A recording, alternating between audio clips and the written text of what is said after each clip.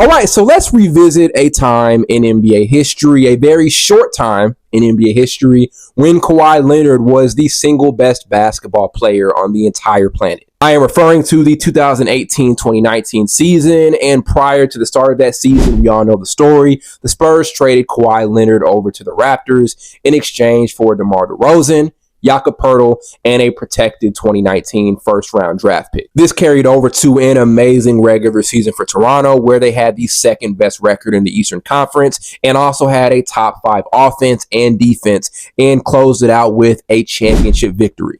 For Kawhi in particular, one thing I find very interesting about this season and his playoff run and his championship performance was, despite it being his best singular season and the best moment of his career, he wasn't as available as you would think he was. He only played 60 games, and if you took him and dropped him in the league today, that would make him ineligible for any major regular season award. He would be ineligible for MVP, Defensive Player of the Year, any massive regular season award he would have not been in contention for because of the fact that he played just 60 games. And as a matter of fact, what's great about Toronto winning this title was they were the first team in NBA history to win a championship with their best player playing just 60 games. So theoretically, we put it all into context. They traded for a player, dropped him into a brand new city in a brand new system with a first-time head coach. This was the first time Nick Nurse was ever head coaching a team, and pretty much asked him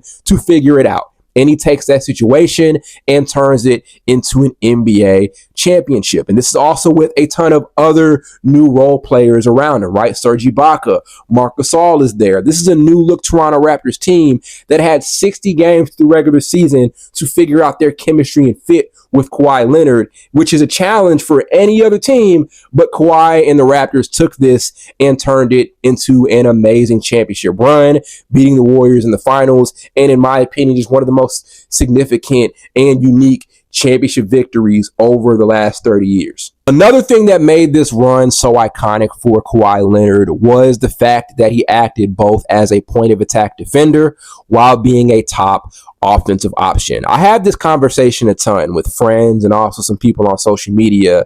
You notice that the best perimeter players are not guarding the other team's best perimeter player, right? The best player usually is not tasked with guarding the other team's best player unless they're big men, right? That's kind of an exception to that rule. But usually the best perimeter guy is not guarding the other team's best perimeter guy. And it makes sense, right? Because as a coach, you want to preserve the energy of your best player by hiding him a bit on defense. And that doesn't mean taking him completely out of your defensive scheme, but maybe it's not the best idea to have him guarding the other team's top offensive option.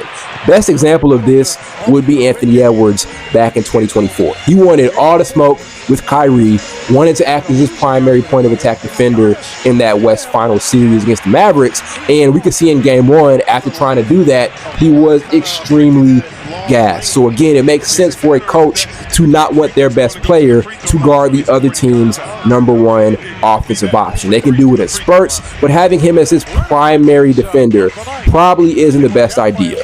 Kawhi was able to do both at a high level, both act as a point of attack defender, guarding the other team's best player, and being the number one offensive option for the Raptors. This was most apparent in the East Finals, where he guarded the MVP Giannis Antetokounmpo and did an amazing job holding him generally to around 22 points per game through that series, which isn't bad, but it was well below his average through the season, and he just wasn't in rhythm like he was through his regular season MVP run. And again, doing this while having an amazing offensive run through that series. So again, he doubled up, acting as a primary point of attack defender on the league MVP, and also came back on the other end and played at an unbelievably high level on offense. Very unique, and again, something that we may not see again for a while, and it makes sense why people consider Kawhi Leonard as one of the top 5 two-way players in the history of the game of basketball. Not a lot of guys can pull something off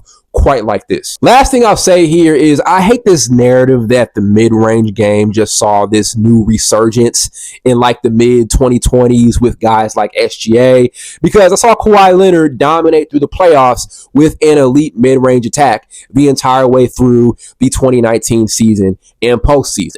So like acting as if the mid-range game was dead for a while in like the 2010s and in the early 2020s, I hated that conversation and narrative, right? Like people act as if we're just now seeing the resurgence of the mid-range game and it's just now back to being an effective tool for the best players in the NBA. Not the case at all, because we saw Kawhi Leonard dominate teams through this entire postseason and championship run with elite level mid-range play and production on the offensive end.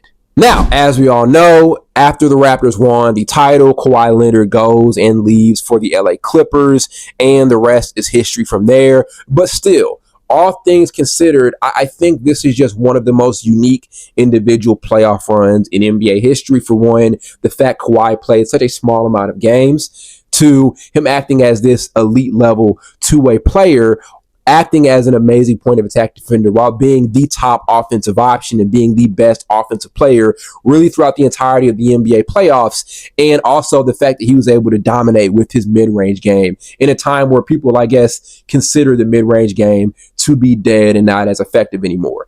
These are the things that made this run so effective and iconic. And again, I think it'll be very difficult to replicate what Kawhi was able to do in really such a short span of time for this Toronto Raptors team, leading them to this unique NBA championship victory.